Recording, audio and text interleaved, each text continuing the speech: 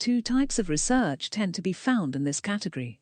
First, some research shows that one pattern of paternal behavior and a different pattern of maternal behavior is associated with a single outcome in sons, daughters, or sometimes both offspring. Second, other research in this category shows that a single pattern of paternal love-related behavior is associated with one outcome for sons and a different outcome for daughters. We briefly review examples of both types. The work of Barber and Thomas, 1986, illustrates the first type.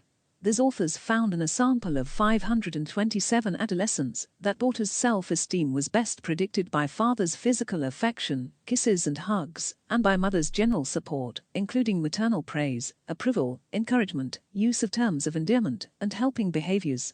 Sons' self-esteem, on the other hand, was best predicted by father's sustained contact, e.g., picking up the boy for fun and safety, and by mother's companionship, i.e., spending time with the boy and sharing activities with him. In addition, in perhaps the earliest study ever done of this type, Fitz-Simmons, 1935, found that paternal rejection and maternal overprotection characterized the parenting styles among 96 emotionally withdrawn children being treated in child guidance clinics. Moreover, a substantial literature finds differences in paternal versus maternal love-related behaviors influencing different aspects of the gender role development of both boys and girls, Biller and Borstelmann, 1967, and many more. The work of Jordan, Radin, and Epstein, 1975, serves to illustrate the second type of study in this category, that is, studies concluding that a single pattern of paternal love-related behavior is associated with different outcomes for sons versus daughters. These authors found in a sample of 180 European American children 4 years of age that paternal nurturance was positively associated with middle-class sons' performance on the Stanford Binet Intelligence Scale, Terman and Merrill, 1960. Paternal nurturance was unrelated, however, to daughters' performance on the scale.